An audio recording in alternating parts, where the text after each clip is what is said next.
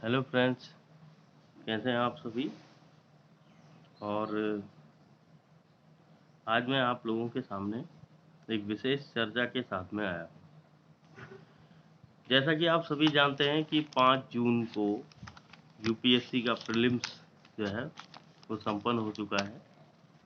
और इसी आधार पर अगर मैं आप लोगों के साथ में थोड़ा सा पेपर एनालिसिस करना चाह रहा था, तो कहीं ना कहीं थोड़ा सा इस बार का पेपर जो है पिछले बार के हिसाब से ज़्यादा टफ भी नहीं बोल सकते, लेकिन मॉडरेटली अगर आप इसे बोलेंगे तो थोड़ा सा मॉडरेटली हार्ड हार्ड या टफ था।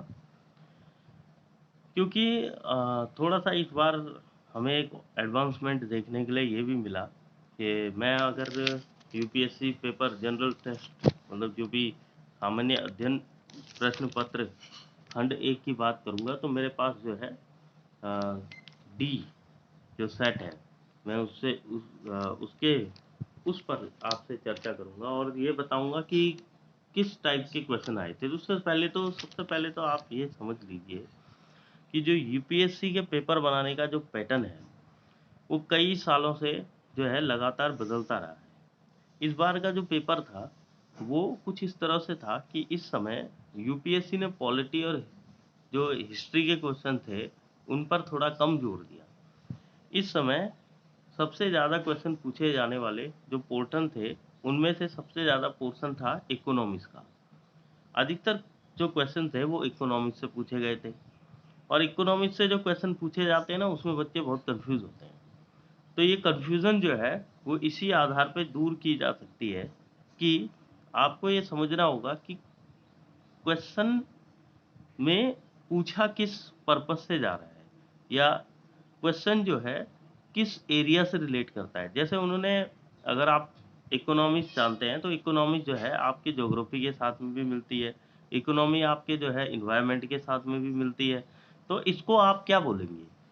देखिए, अगर आप इकलौता इकोनॉमिक्स का क्वेश्चन कर रहे हैं तो ओनली इकोनॉमी बोलेंगे, लेकिन अगर आप किसी के साथ में कंबाइन करके उस चीज़ को बता रहे हैं तो इसका मतलब कि अगर इन्वायरमेंट में इकोनॉमी का योगदान है तो इन्वायरमेंट विथ इकोनॉमी या इकोलॉजी इकोनॉमिक इन्वायरमेंट, ठीक है। तो वो सारी की सारी चीज़ें क्या हैं, आपकी कहीं ना कहीं एक दूसरे सब्जेक्टों से जुड़ी रहती है। तो कभी भी हो, किसी भी चीज़ को सेपरेट करके ना पढ़ें। जब भी आप किसी चीज़ को पढ़ें तो उसको क्या है कि आप एक साथ मिलाकर पढ़ें, ठीक है। सारे के सारे सब्जेक्टों को एक साथ मिलाकर पढ़ें। अब अगर मैं चर्चा करूं तो यहाँ पर अगर आपको मैं यहाँ पर अगर मैं आपको बताऊं तो जो सबसे पहला क्वेश्चन था सेट डी में, वही आपका इकोनॉमी से ही रिलेटेड था, ठीक है। जो सेट डी में जो पहला क्वेश्चन आया था, ठीक है, वो भी आपका क्या है, इकोनॉमी से रिलेटेड क्वेश्चन था। अब इस इकोनॉमी से रिलेटेड क्वेश्चन में था क्या, ये देख लेते हैं। इसमें सबसे पहला जो क्वेश्चन था, in India which one of the following compiles information on industrial dispute disclosure retrenchment and lay off in factories employees workers, ठीक है। तो अब आप देखेंगे कि इस क्वेश्चन का अगर आप एनालिसिस करेंगे, जो आपको पूछा गया है, अगर आप इसको हिंदी में पढ़ेंगे तो हिंदी आप जानते हैं यूपीएससी की हिंदी सबसे ज़्यादा टफ हिंदी मानी जाती है। तो यहाँ पर लिखा है कि भारत में निम्नलिखित में से कौन एक उन फैक्ट्रियों में जिनमें कामगार नियुक्त हैं औद्योगिक विवादों, समापनों, छटनी और कामवादी के विषय में सूचनाओं को संकलित करता है, ठीक है। तो इसका सीधा सीधा आंसर जो है श्रम ब्यूरो, ठीक है, जिसे आप बोलेंगे लेबर ब्यूरो, ठीक है। तो श्रम ब्यूरो ही जो है वो क्या करता है, इंडस्ट्रियल डिस्प्यूट और उसके अलावा क्लोजर रिस्ट्रिक्टमेंट और layout in factories employ worker, ठीक है, उन पर जो भी कंपाइल्स या इंफॉर्मेशन करने की जो भी इंफॉर्मेशन कंपाइल्स की जाती है वो लेबर ब्यूरो के द्वारा की जाती है। तो इसी प्रकार से जो है बहुत सारे क्वेश्चन जो है आपके इकोनॉमिक्स से आए हुए थे, ठीक है। अगर एक क्वेश्चन और देखें तो एक ये इन्वायरमेंट में पूछा गया, क्योंकि 5 जून हो गया तो इन्वायरमेंट डे भी था, तो इसलिए पूछना जरूरी बनता है, ठीक है। तो which one of the following has been constituted under the environment protection act 1986। 1986 में जो इन्वायरमेंट प्रोटेक्शन एक्ट बनाया गया, मतलब जो पर्यावरण संरक्षण अधिनियम बनाया गया था, तो उसमें कौन सा जो जो कौन इनमें से कौन सा जो है उसके अधीन जो है इसको गठित किया गया, ठीक है। तो यहाँ पर जो है उन्होंने आपको 4 ऑप्शन दे रखे हैं। अब 4 ऑप्शन एक जैसे लग रहे हैं, ठीक है। Central water commission, central ground water board, central ground water authority और नेशनल वाटर डेवलपमेंट एजेंसी, ठीक है। तो इसमें भी आपको सिंपली तरीके से पूछा गया कि 1986, जिसको पता होगा कि 1986 के एनवायरनमेंट प्रोटेक्शन में कौन कौन से अधिनियम, इस अधिनियम के अधीन किन किन चीज़ों को गठित किया गया, ठीक है। तो वो तो जो है एकदम से लगा लेंगे, ठीक। बच्चे कुछ जो हैं उनको ये समझ में नहीं आएगा कि सब आधे से ज़्यादा में तो सेंटर लिखा हुआ है, ठीक है। 2 में ग्राउंड भी है, ठीक है। 2 में वाटर भी है। तो इसी में जो है वो जो है कंफ्यूजन में ही घिरे रह जाएंगे। तो इसका आंसर जो है आप सी लगाएंगे, ठीक है। इसका राइट आंसर है सी, ठीक है। तो सेंट्रल ग्राउंड वाटर अथॉरिटी, ठीक है, CGAA, जिसे बोलते हैं CGAA, ठीक है। तो ये जो है गठित किया गया था। उसके अलावा इसी प्रकार से जो है बहुत सारे क्वेश्चन इसमें दिए गए हैं, ठीक है। दूसरी सबसे बड़ी बात, पहले तक जो है आपको यूपीएससी इस तरह के क्वेश्चन पूछ लेती थी, केवल 1 या 2, केवल 1 2 3, केवल 1 3, ठीक है, ऐसे पूछा जाता था। लेकिन इस बार कुछ युग्म वाले क्वेश्चन भी पूछे गए। जैसे आपको मैं एक क्वेश्चन बताऊं, सेट डी का 12वां क्वेश्चन है, ठीक है, कि consider the following state, Andhra Pradesh, Kerala, Himachal Pradesh और त्रिपुरा, ठीक है। तो how many of the above are generally known as a tea producing state, ठीक है। अब इन 4 स्टेट में ये बताना है कि कितने स्टेट जो है आपके चाय का उत्पादन करते हैं। अब चाय का उत्पादन, अब इसमें आपको कन्फ्यूजन ये हो सकता है, आंध्र प्रदेश में चाय होती है, चाय वैसे विख्यात है, लेकिन चाय का प्रोडक्शन नहीं होता है, ठीक है। केरला में अगर आप बात करेंगे तो केरला थोड़ा सा आपके दिमाग में आएगा कि हाँ केरला में जो है, केरला जो है पश्चिमी भाग में है, सॉरी दक्षिणी भाग में है, तो कहीं ना कहीं जो है वहाँ पर चाय का प्रोडक्शन होता होगा। हिमाचल प्रदेश सुन के भी आपके दिमाग में यही आएगा कि हो सकता है कि यहाँ पर भी जो है चाय का प्रोडक्शन होता होगा, ठीक है। और त्रिपुरा, त्रिपुरा पे आप एग्जैक्टली जो है त्रिपुरा आप आंसर के तौर पे लगा लेंगे कि हाँ यहाँ पर जो है कि चाय का प्रोडक्शन होता है। अब यहाँ पर जो यूपीएससी है उसने किस पैटर्न में दिया है, उसने लिखा है कि ऑप्शन क्या दिए हैं, only 1 state, only 2 state, only 3 state या ऑल 4 स्टेट, ठीक है। अब जिनको ज़्यादा डाउट होगा या समझ में नहीं आएगा तो वो जो है ऑल 4 स्टेट लगा लेंगे, ठीक है। उनको सिर्फ इस चीज़ से मतलब रहेगा कि करना ही करना है। लेकिन इसमें सिर्फ 2 ही स्टेट सही हैं, ठीक है, जिन 2 स्टेट में जो है टी प्रोडक्शन होता है। अब इसमें आप सिर्फ ओनली 2 स्टेट लगाने के बाद आपको, कई लोग क्या करते हैं ना, तुक्का लगा लेते हैं, तुक्का लगा लिया ओनली 2 स्टेट, अब सही हो गया। अब यूपीएससी को तो नहीं पता, कि उसको पता है कि केरला या त्रिपुरा में जो है टी प्रोडक्शन होता है, ये हिमाचल प्रदेश या त्रिपुरा में टी प्रोडक्शन होता है। तो इस तरह के क्वेश्चन जो हैं आपके सामने इस समय यूपीएससी के द्वारा डाले गए हैं, ठीक है। उसके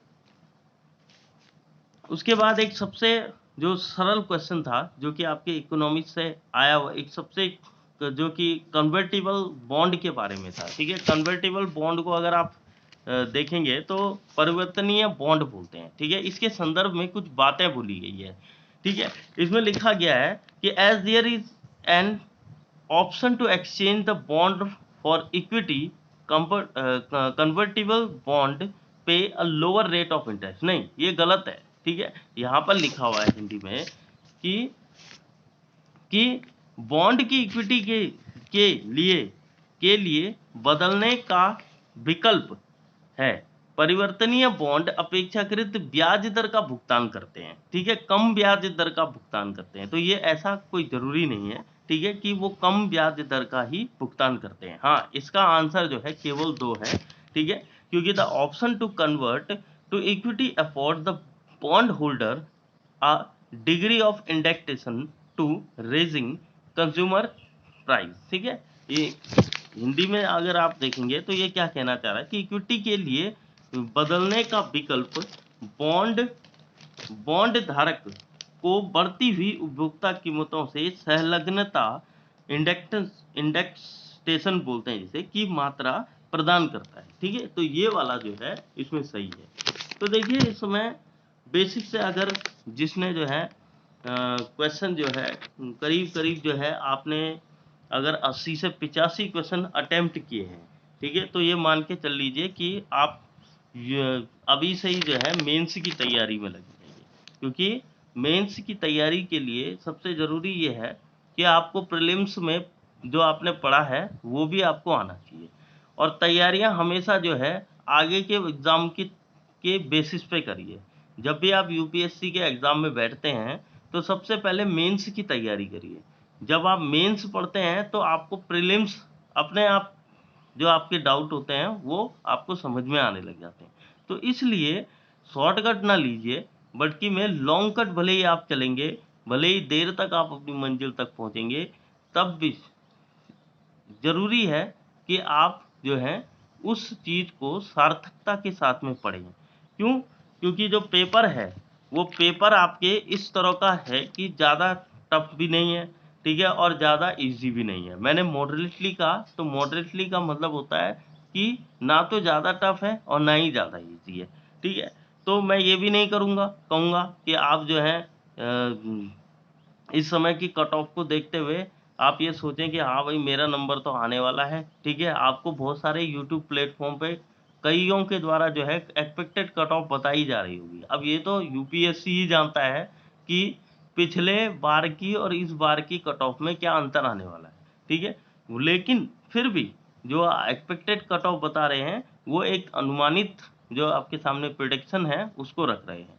तो वो भी एक क्या है, उसके भरोसे भी आप ना बैठें, जहाँ तक मेरा कहना है, ठीक है। तो आप जो है कि अपनी मेंस की तैयारी में लग जाएं। अगर आपको श्योरिटी है कि आप जो है 80 टू 85 जो है आपने क्वेश्चन अटेम्प्ट किए हैं, तो आप ये मान के चल ले कि आपके 40 टू 45 की रेंज में जो क्वेश्चन है वो अगर एग्जैक्टली सही है, तो इसका मतलब कि आपका प्रीलिम मेंस में सिलेक्शन होना क्या है, वाक़ई जो है लाज़िम है, ठीक है? तो इसलिए जो है आप अपनी तैयारियों में अभी से लग जाइए।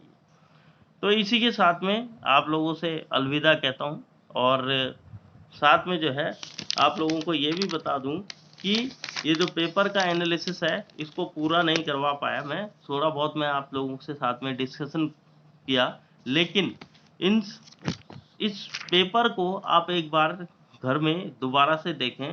जो पेपर आपके पास कोई भी सेट है, ठीक है, सेट में कुछ नहीं होता है, क्वेश्चन आगे पीछे होते हैं। कहीं पर इकोनॉमी के क्वेश्चन पहले होंगे, कहीं पर पॉलिटी के पहले होंगे, कहीं पर जो है आपके एनवायरनमेंट के पहले होंगे, हिस्ट्री के पहले होंगे, ठीक है। तो ये सारी चीज़ें जो है आप ध्यान में रखें और उस पेपर को जो है एक बार दोबारा से रीसॉल्व करने की कोशिश करें, ठीक है। तो इसी के साथ में आप लोगों से आपके अच्छे भविष्य की कामना करता हूँ। इसी के साथ में धन्यवाद।